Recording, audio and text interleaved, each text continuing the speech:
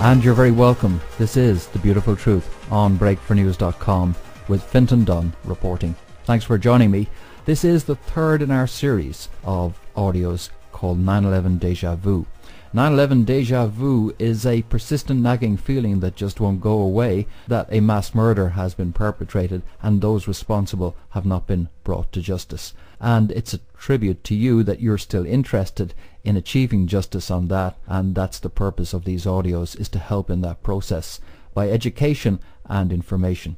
Now, I'd like to first dedicate this to those of you who are still interested in getting to the bottom of 9/11, and I'd like to do so by quoting you something from somebody that we featured in part 2 of this series, Murray Rothbard, the libertarian. He wrote a commentary on an article which had been written by another libertarian at heart, a French guy called Etienne de la Boetie, and he wrote an article you may have heard of called Discourse on Voluntary Servitude. If you haven't, check it out. Or check out Murray Rothbard's modern interpretation of that article, one called The Politics of Obedience. And he quotes de la Boetie. He writes, "How is tyranny concretely to be overthrown? If it is cemented upon society by habit, by privilege, and by propaganda, how are the people to be brought to the point where they will decide to withdraw their consent? Well, says Le Boetie, there are always some who feel the weight of the yoke of oppression and cannot restrain themselves from attempting to shake it off. And that's how. These are people who, in contrast to the mass of people, possess clear and far-sighted vision. These people, these most committed to liberty, never disappear from the world. Even, wrote de Boetie, if liberty had entirely perished from the earth, such people would reinvent it.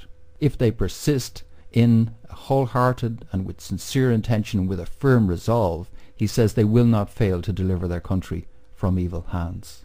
And those of you who are not interested in 9/11 because of its entertainment value, which many were in the early days, and which a lot of the stuff on the internet is pure entertainment, but who are interested in it because it bears so strongly upon our liberties, I salute you, and I encourage you to take heart from those words from Murray Rothbard.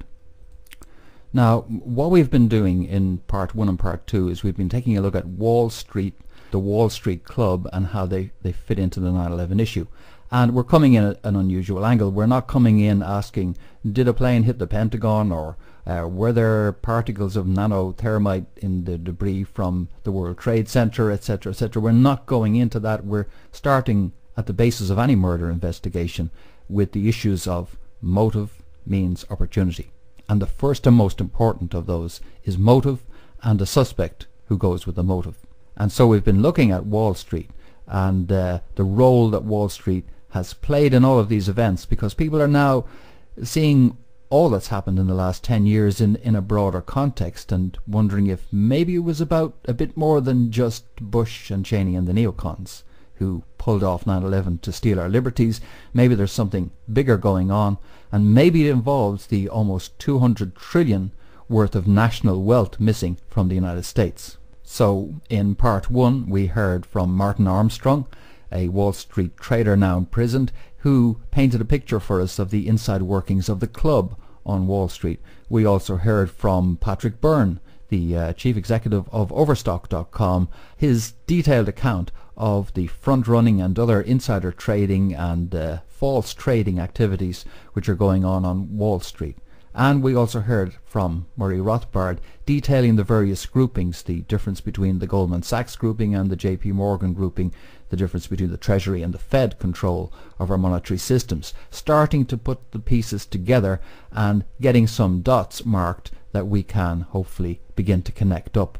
But before going any further down that route, we've got to, I think, justify and establish the relevance of why we're investigating these Wall Street type issues and these other bigger issues, as opposed to the classic kind of 9/11 conspiracy research that I'm sure you're used to on YouTube and also broadly on the internet. The key difference with the approach that's followed here on Break for News is that we're approaching it from an intelligence analysis point of view, from the assumption that 9/11 was an intelligence operation, and intelligence agencies study each other's deception operations to figure out what the opposition is up to, and so this is a classic intelligence analysis of an intelligence operation, which 9/11 was. And at the same time, what I hope to do in the course of this audio is to point out the pitfalls and deception which were wrapped around the 9/11 event, why that has hindered the 9/11 movement in its investigation of what happened, and why all of this points us back to motive as the key. So with those goals in mind, let me begin with a fictional tale, and you might very well be watching an episode of CSI, because this is a murder mystery. But it's a murder mystery which is going to give us insight into a mass murder mystery, the mass murders on 9/11. Let's see if we can solve the curious case of the left luggage key, a story about a killer who's determined to commit murder and get away with it by diverting and thwarting investigation of the murder, in the same way as the 9/11 perpetrators were determined to commit mass murder and also to prevent proper investigation. The only thing I will tell you in advance of the story beginning is by way of prologue to say that the first thing that this killer does is to begin to survey Chicago newspapers for announcements of upcoming marriages. Why? We'll find out. And maybe, in fact, you'll solve this before I get to the end of the story, and if you do, congratulations, pay close attention. Perhaps you will. But now our story proper begins with the discovery of the body of a senior executive in his bed by his maid arriving in the morning to clean up. The executive is still in bed, murdered in his sleep apparently, by means of a cushion being placed over his head and likely a shotgun discharged into the cushion in order to deaden the sound and to effectively kill the executive. The maid screams, runs to the phone, calls the police, and soon the scene is swarming with cops. As they begin to examine the scene, there are no signs of any struggle, there are no blood spatters on the wall, there seems to be a situation where nothing happened except someone came up to that bed during the course of the night and simply shot and killed the victim. But on examination of the scene, they do find at the rear of the building a broken window, and then searching in the near vicinity of the window, they find a key lying on the pathway beside the window, about a foot, 2 feet away. They check the key with the maid to see if she recognizes it. She doesn't recognize it, and looking at the key, it looks like a left luggage key. Could it be something that the perpetrator had dropped on his way in or on his way out? And these kind of things happen. Perpetrators have even left their driving licenses behind at scenes of crime and all sorts of other stuff that helps identify them. Because of the pressure of the situation, they just don't notice. The tension is high and they don't notice what they dropped, and perhaps this is important, and they've got a detective who's pretty good on this stuff, and he's handled a lot of stuff where they need to track down keys before. And so, as it's about the only decent lead they have right now, if indeed it is a lead at all, within hours of the discovery of the body, 2 detectives are down at Grand Central Station, and using the serial number on the key, they locate the luggage compartment and they open it, and what they find blows the case wide open into a whole new dimension. The first thing they find is the map. It's a map of New York City, and it's folded in such a way that you can see the location of Grand Central Station and the victim's home. Nothing marked on the map, but folded so you can see both locations. They also find a train ticket and another luggage key, another left luggage key. But the thing that really blows them away is the letter which they find in a plastic bag inside in the locker, and already stamped, ready for mailing, and it's addressed to New York City Police Department. So they take it immediately to forensics, who open the letter and they read its contents, which are pretty chilling. It indicates that this letter was going to be mailed by the perpetrator when he got back to the locker, probably from the station itself, and then he would take a train wherever, who knows. The letter reads as follows: Dear Police, let me save you a little time, maybe, and also let you know the kind of individual you're dealing with. I can save you time by telling you you're wasting your time doing analysis on this letter. I've used the most common form of computer printing paper available on the market, and I've printed it on a Hewlett-Packard using the most common ink available. I know you'll check it anyway, but I just thought I'd offer. You see, you're not going to catch me, because I'm just a bit too smart for you. The way I'm doing these killings is no contact with the victim whatsoever. No struggle, no serial killer ritual, none of that bullshit. I'm simply selecting my victim, breaking in, and I'm using a shotgun with the most commonly available brand of shot pellet. I'm holding a cushion over the victim's head and executing with a single shot to the head. There's no bullet, so there's no forensics, so there's no way you're going to be able to trace the weapon. Then I simply exit. I come in, I kill, I leave, and there's no way you're stopping me anytime soon. But I will be back sooner than you think, real soon. The whole case immediately escalates into a major police investigation.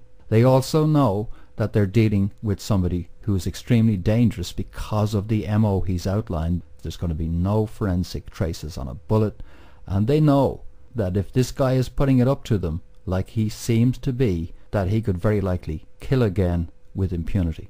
There is, however, one decent break. They found a train ticket and another luggage key. The train ticket is for a train journey to Chicago. Within another few hours, they're moving quickly even as the forensic investigation continues. They board a train for Chicago, and the detectives arrive there, where they begin to look for another left luggage locker in Chicago with that second key. The killer wouldn't have been able to get into the first one to get his second key out. He's obviously intending not to leave any forensic traces and to use these left luggage compartments as drop-off points for the execution of the crime. When they open the luggage compartment in Chicago, they find some clothing and a tape recorder.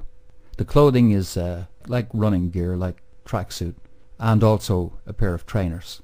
And they surmise pretty quick, because they think pretty quickly, that what the perpetrator intended to do was to change into these clothes upon returning from New York to Chicago, and to dump the clothes he'd been wearing while committing the crime, thus destroying forensic evidence, breaking the chain of forensic evidence between the crime and himself.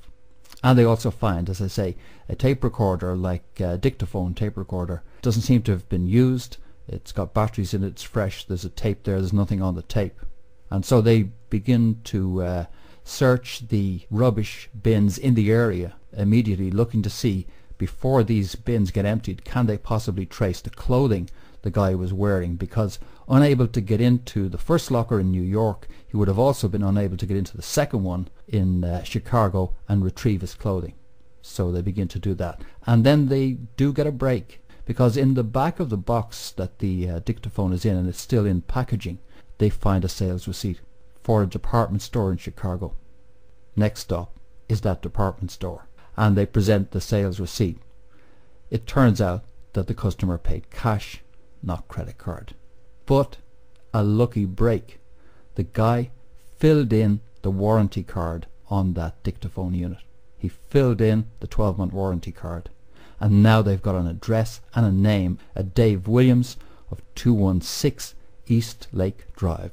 By this stage there are now major investigations ongoing in both New York and Chicago, and they immediately put this guy under covert surveillance. 24 hours elapses, during which they can't see anything significantly weird about this guy. He seems quite regular, quite straightforward. He goes to work, he comes home, he watches TV, apparently they can see into his home, and then he goes to bed and he gets up and goes into work the next day. But they're not going to sit around waiting. They're going to pull this guy in, and they're going to put it to him, where was he on the night of that murder, which, from their forensic examinations of the scene, from determination of post-mortem evidence, they know that the body was found around about 9:30 a.m. by the maid, and the killing, they know from the temperature readings on the body, would have taken place around about 2-3 a.m. earlier that night. So let's pull this guy in, they reckon, and see what he's got to say. Where was he at that time? And so they pulled the guy in. And that's where they hit a brick wall. That's where it suddenly all goes pear-shaped. Because the guy has got the perfect alibi for what he was doing at 2 a.m. in the morning on that night.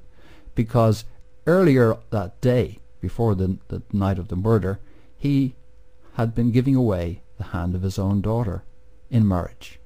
Yes, she got married earlier that day, and by around about 2 a.m. he and about 50, 70 other guests were engaging in a nice sing-song and having a great time at his daughter's wedding in Chicago. And they didn't break up until maybe 5 a.m. And they had breakfast nevertheless at 10 a.m. the following morning. And this guy has a totally cast-iron 100% alibi. They're absolutely devastated. Well, they know that something's gone wrong. They're being screwed over or something. There's something wrong with this picture that's emerging. The first thing they consider is that the perpetrator, when purchasing the dictaphone, deliberately gave a false address. And so that's why they've dead-ended with this guy. Meanwhile, they're also checking other leads. They're going around other luggage and left luggage places, and they're also checking in the post office where they get their next key break.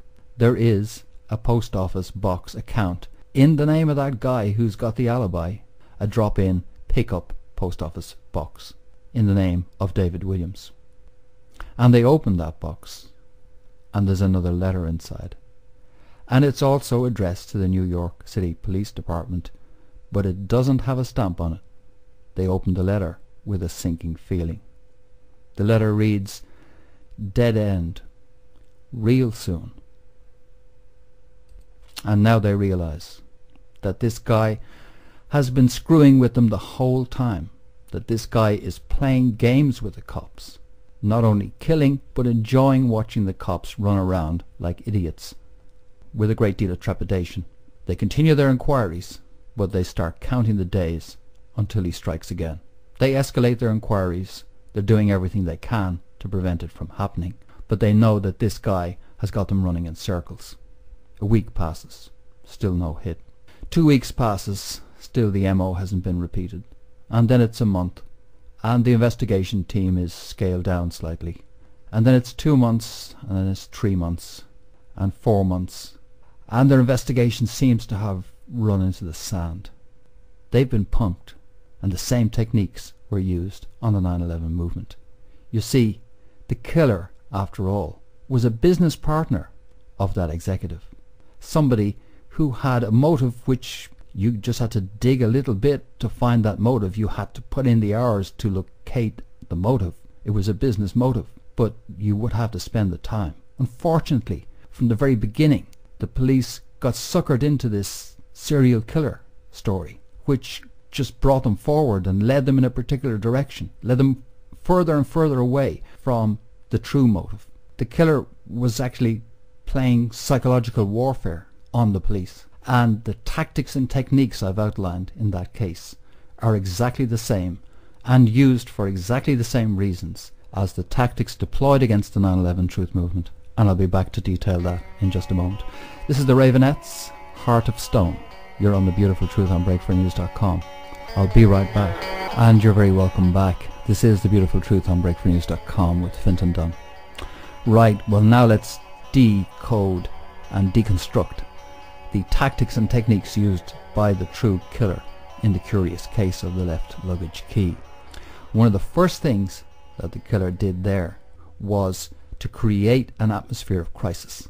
Create an atmosphere of crisis means that everybody is jumpy, they're trying to rush it, they feel like they're deadlined, and they feel like they're up against it. Was that used, do you think, in the 9/11 issue? All that talk of an imminent and second 9/11, all that talk of concentration camps and a coup having taken place in the United States, that image that came out, the album by The Coup, yeah, that was the creation of crisis. Even the Iraq War itself, which followed the 9/11 event, was part of that creation of an atmosphere of crisis and imminent threat. Exactly the same thing which is used in the murder mystery there by the invention of the serial killer and the threat to kill again. Creating the air of crisis to throw the detectives off balance. And as I say, the same air of crisis deliberately surrounding the 9/11 event, including the Iraq War, the killing of Nick Berg, the beheading of Nick Berg, for example, all of these psychological operations designed to create and maintain that atmosphere of crisis. In the case of the Iraq War, it can be said in many ways that the medium was the message there. Part of the objective of the Iraq War was simply the wag the dog images of warfare as a backdrop to events in the United States. Creation of atmosphere of crisis was the first devastating technique used in that serial killer construction by the perpetrator in the curious case of the left luggage key. What other techniques can we see which are paralleled in both examples? Well, we can see the serial killer is created by the real killer, is created as a B-movie character, with his dire warnings to the police of being able to outsmart them, etc., etc. This is a creation of a fantasy character, but one who is made real by the notes which the police find. So they're chasing an illusory perpetrator, but they don't know it because it's written so nicely. So who were the serial killer characters in the 9/11 issue? Well, they're quite obvious, aren't they? Bush, Cheney, Rumsfeld, B-movie dummies who were held out as perpetrators. Cheney, his finger on the trigger. Bush, calculatedly reading stories about goats, offered up to us as cartoon B-movie characters who had perpetrated 9/11. And the key which we find very soon after the 9/11 events, that equivalent of the left luggage key, is the PNAC document. That's the smoking gun.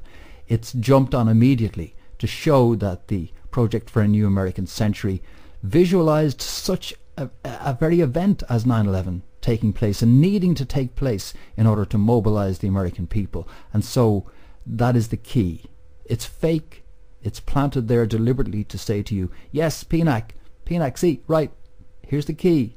But once you pick up that left luggage key and begin to investigate, you're already marching down the wrong direction. That's the PNAC document. A nice shiny left luggage key just outside the broken window. And the other shiny glistening left luggage key is in the 9/11 tale. Well, obviously Amanda Keller, left behind on the scene, the girlfriend of Mohammed Atta, apparently. A better shiny key you couldn't find. Mohammed Atta, the ringleader of 9/11. Amanda Keller, never interviewed by the mainstream media, but resolutely pursued by the alternative community. There's another glistening left luggage key, and it's designed to take you away from the perpetrators, not towards them. What other techniques did I deploy against the cops in that story? Well, complexity. Great, sucks people in, because they had this trail to follow, somewhere to go with stopping points along the way. An example of that in the 9/11 issue is Sibel Edmonds. Always another little revelation on top of the last little revelation, promising yet more revelations, leading you on and on and on. And a complexity of interrelationships, the same thing detailed in the movie Who Killed John O'Neill, showing the complexity of the relationships between the various elements of the military-industrial complex. And I didn't want to confuse the mystery story too much by layering too much of that complexity in, but obviously if you were to rewrite that story now yourself, knowing about the complexity issue, you could see ways that you could layer complexity into those left luggage compartments and make sure the cops were running every direction and following down all sorts of complex leads, which would lead them absolutely nowhere, because their initial presumption has been steered from the very beginning. So complexity is very important. And the secret allure, figuring that you're finding out stuff that the killer didn't want you to know. That's what the cops figure. He dropped this key. We're finding the places where he hid the stuff he didn't want us to find. And so that message has been clearly articulated by all of the fake 9/11 movement. Here's the information the government doesn't want you to know. Secret allure, another tactic. And the carrot, as I say, dangling in front of the cops, leading them from left luggage compartment to left luggage compartment. Knowing how they think and knowing how they work, the carrot is carefully dangled, and that tactic, that technique, has been used to devastating effect on the 9/11 movement, carroting it in one direction and then in another. What other techniques? Brick wall. Devastatingly used on the cops in that case when they pull the guy who they suspect is the killer in for questioning, and he turns out to have been at his daughter's wedding. Of course, as I said at the beginning, that's the first thing the killer did, was to select somebody from wedding announcements who would have a perfect alibi, and an unshakable one, so that when the cops meet that alibi, they hit a brick wall which takes the stuffing out of them. And then the second time, hit him with another brick wall just a few days later, when they then find the second letter which says dead end and tells them they've been totally conned. Has that been done in the 9/11 issue? Oh, brick wall was used to devastating effect by them in the competition between John Kerry and George Bush for the presidency in 2004, when they knew the result because that was planned in advance. But the Pied Piper, John Kerry, was to lead everybody up and run them into that brick wall of a Bush victory. Despite everything Bush had done, despite the world's desire to get rid of Bush, a brick wall. And then a second brick wall just after that when Kerry refuses to challenge the result. And so brick wall is a very useful technique. Another brick wall technique which was used was in the Amanda Keller case again, where you were led down this trail, revelations upon revelations by Amanda Keller, interviewed by Dan Hopsinger, and then at the very end of it all, Amanda Keller on the record to a newspaper says, must have been a different Mohammed, my bad, I made a mistake, wasn't him. And you've swallowed thousands and thousands of words all about Amanda Keller and Muhammad Atta and tales of what Muhammad Atta was doing, etc., etc. And now she turns around at the end of all that and says that she made it up, that it wasn't the Muhammad Atta, it was some other Arab guy she was shacked up with and wasn't Muhammad Atta. And suddenly you hit the brick wall, which is designed to take the oomph out of you. So whether in a small matter like Amanda Keller or in a big matter like the brick wall of the 2004 election, this brick wall technique is very damaging to the persistence and the confidence of the investigators. Brick walls are designed to knock the stuffing out of you. They don't happen by accident. Now, if we examine again that case of the left luggage key, it's clear that the preeminent desire in constructing that false trail for the cops was to provide a plausible motive and suspect. Okay, because the two go together.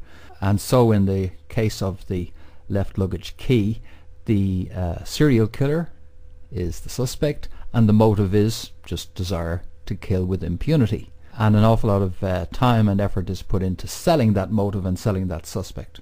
So in the analogous case with the 9/11 issue, we have the usual suspects, Bush, Cheney, Rumsfeld, and the neocons as the suspects provided to us. And then the motivation, we're told it was all about pipelines in Afghanistan, or it was all about the oil in Iraq, or it was all about more money for the military-industrial complex. But the problem is that when you try and sell that to the average person as a motivation for the slaughter of 3,000 American citizens, well, they find it just a little hard to take. Yeah, they know that some people can be ruthless, but over some oil or over extra money for the military-industrial complex, the United States has been fighting wars all over the planet for the last 50 years without any serious impediment in their operations, and continues to do so. And the military-industrial complex already creams it out of the US budget. So these have never sounded like plausible enough reasons. And yet these have been the, as I say, packaged solutions sold to the 9/11 Truth movement. Bush, Cheney, Rumsfeld, and it's all about oil and pipelines.